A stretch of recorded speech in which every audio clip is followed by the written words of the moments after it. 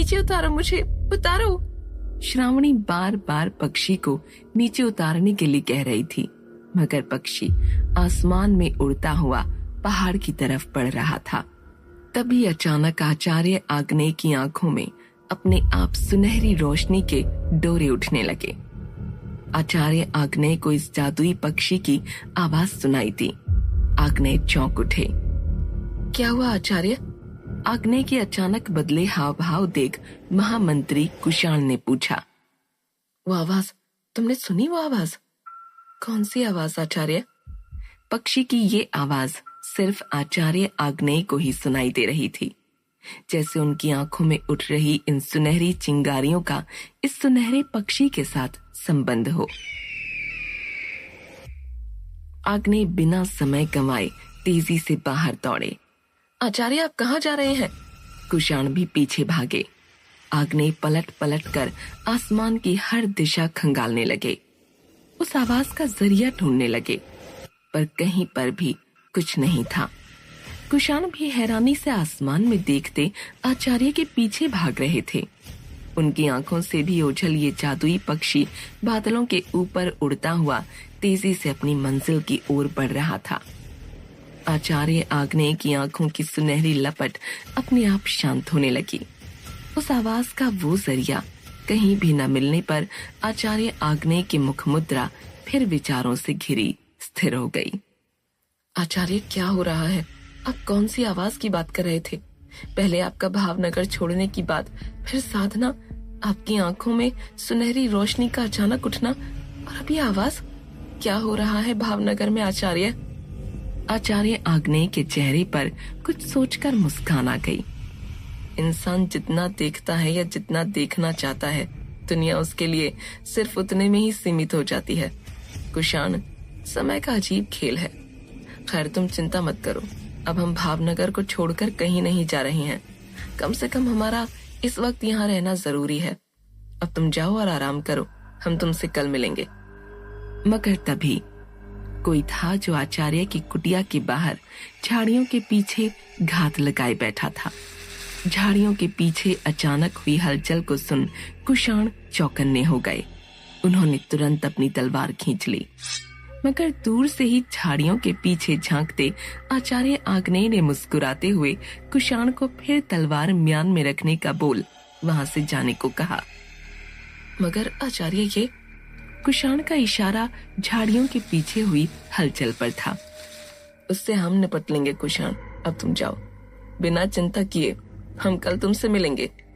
कहते हुए आचार्य आग्नेय फिर अपनी कुटिया के भीतर चले गए। हैरान परेशान कुषाण भी अपने गुरु की आज्ञा का पालन करते हुए अपने रथ पर सवार हो महल की ओर निकले। चलो सारथी। ये देखते ही झाड़ियों के पीछे फुसफुसाहट और भी तेज हो गई, और अब आचार्य आग्नेय की कुटिया के भीतर मशाल जलाते ही झाड़ियों के पीछे से एक साया भागते हुए झोपड़ी में घुस गया। पर किस्मत से इस साये को इस तरह कुटिया में घुसते कुषाण ने दूर से ही देख लिया। कुषाण हैरान थे कि इस तरह आचार्य की कुटिया में इस वक्त कौन जा सकता है, वो भी उनकी जानकारी में। खैर, कुषाण को अपने आचार्य पर, उनके शक्तियों पर पूर्ण भरोसा था। उनके आदेश का पालन करते हुए कुषाण आगे बढ़ गए। वहीं ध्यान कक्ष में बैठे आचार्य आग्नेय के ठीक पीछे से यही साया गुजरता हुआ दाएं भागा। इस साए के तेज गति से गुजरने के कारण मशाल की अग्नि लुप्त होने लगी, मगर आचार्य आग्नेय आंखें मूंदे मुस्कुरा रहे थे। साया अब तेजी से बाईं ओर दौड़ा और अब धीरे धीरे आचार्य की तरफ बढ़ने लगा। आचार्य आंखें मूंदे ही बोले, दौड़ना बंद करो और बैठ जाओ हवन वेदी के उस ओर। उनके ये कहते ही अंधेरे से हताश चेहरा लिए राय बहादुर बच्चों सा हार मानते हुए बाहर निकले। आपने मुझे कैसे देख लिया आचार्य? मैं तो इतनी सावधानी से छुपता छुपाता अंदर आया था, मगर आपने फिर भी मुझे देख लिया। ये राय बहादुर का युवा रूप था।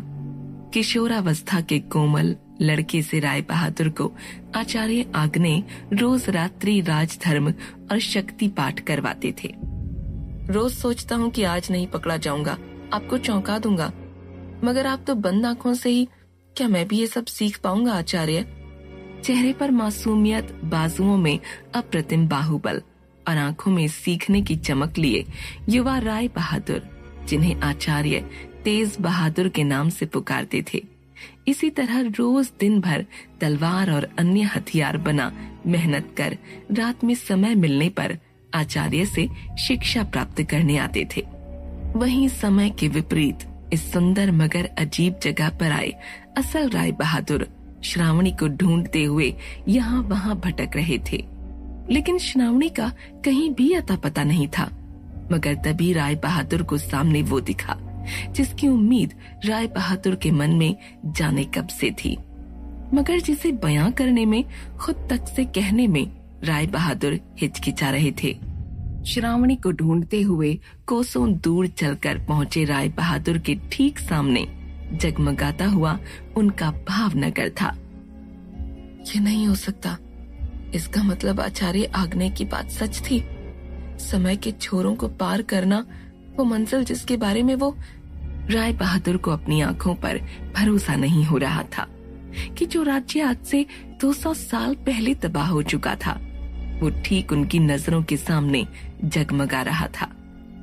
यक्ष द्यूत केतु की गुफा के नीचे समय के इस सिरे से वो फिर से जुड़ जाएंगे, उन्हें इसकी उम्मीद नहीं थी, पर अपने आचार्य की कई सालों पुरानी बात पर यकीन था। ये वही जगह थी जहां राय बहादुर का बचपन, उनकी जवानी, वो सारी यादें जुड़ी थीं।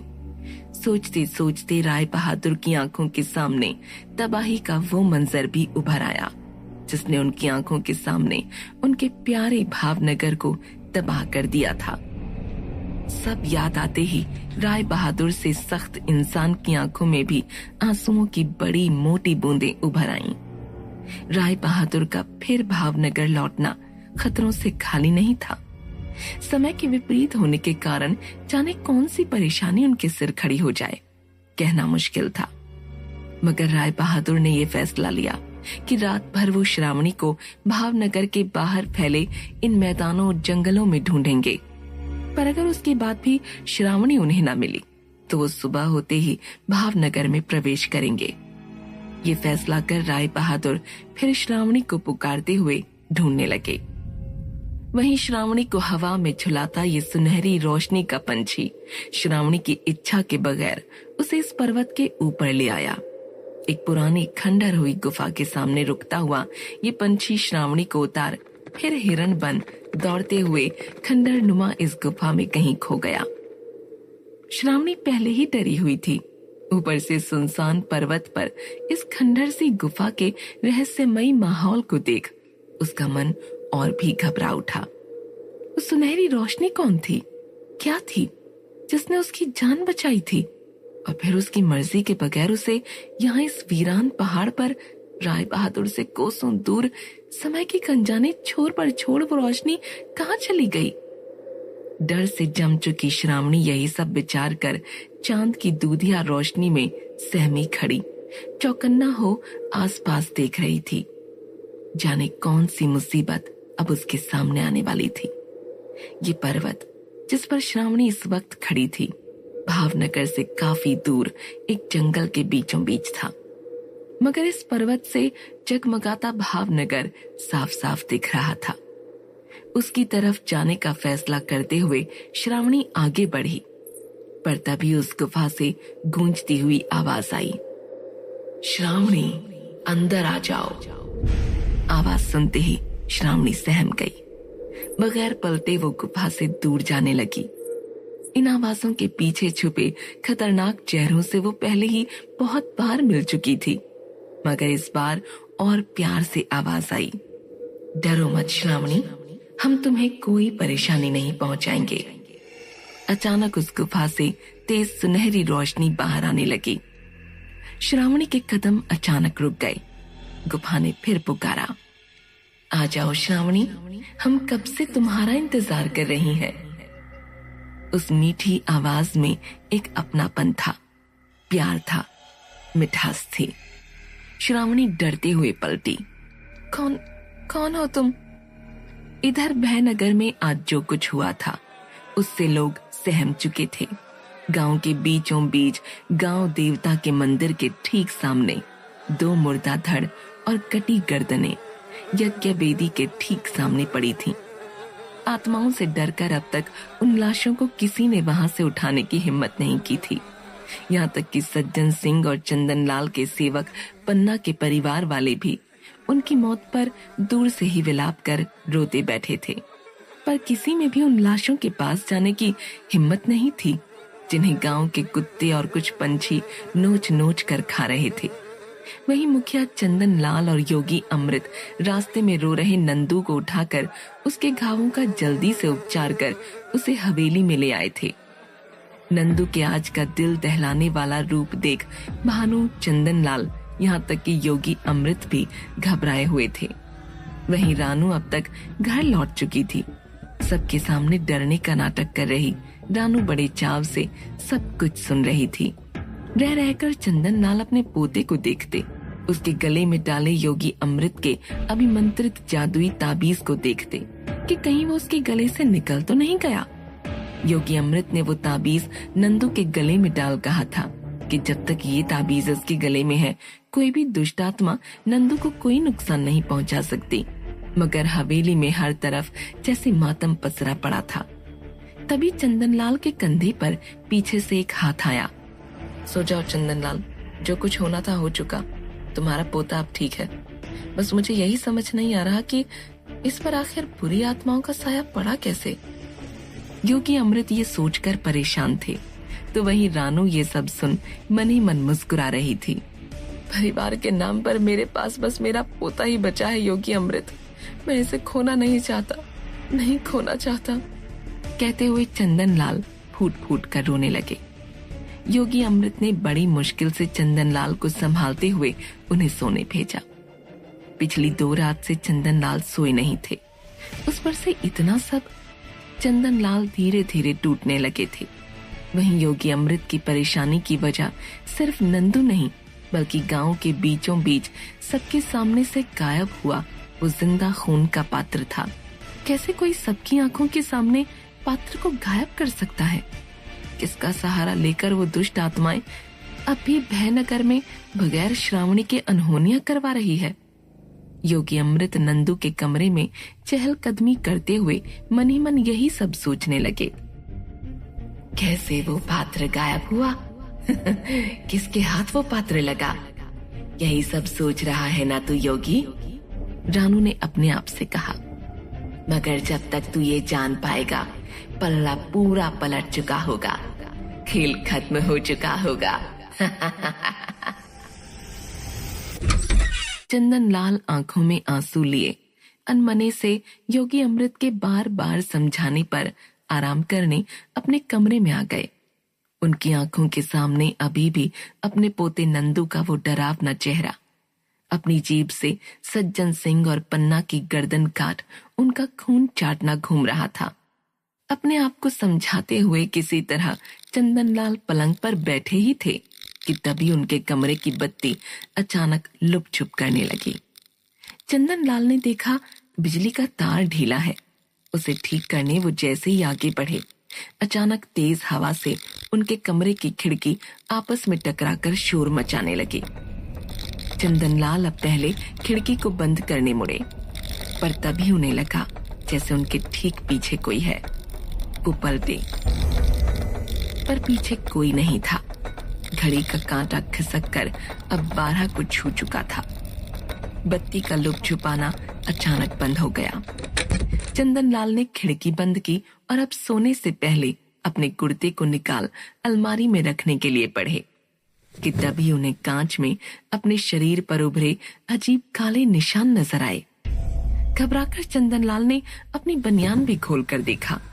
चंदन लाल की छाती, कंधे, पीठ, हर जगह ये काले उभरे हुए निशान थे।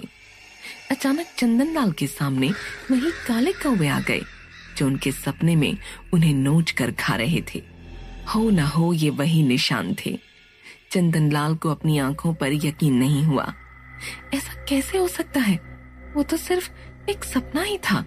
चोटों को नजदीक से देखने के लिए चंदन लाल कांच के और करीब आए। गर्दन के निचले हिस्से से लेकर चंदनलाल की जांघों तक ये अजीब काले निशान थे। ऊपर से नीचे तक इन निशानों को देख जैसे ही चंदनलाल ने फिर ऊपर देखा, सामने कांच में खून से सना अजर खड़ा था। हाँ, चंदनलाल घबराकर जमीन पर गिर पड़े, मगर अगले ही पल कांच में अजर नहीं बल्कि खुद चंदनलाल का प्रतिबिंब था। हाँ, हाँ, हाँ। चंदनलाल ने फिर से उठकर देखा, कांच में उन्हीं का चेहरा था। उनके शरीर से वो काले निशान अब गायब थे। ये क्या हो रहा है? उन्हें कुछ समझ नहीं आ रहा था। हैरान हो वो फिर कांच में यहाँ वहां निशान ढूंढने लगे, मगर वो निशान अब कहीं भी नहीं थे। मगर अचानक फिर बिजली लुक छुप होने लगी। खिड़की अपने आप खुलकर फिर से एक दूसरे से टकराने लगी। चंदनलाल के सामने लगा कांच अचानक फूट पड़ा और उसके अंदर से खून से सना अजर चीखता चिल्लाता चंदनलाल पर टूट पड़ा।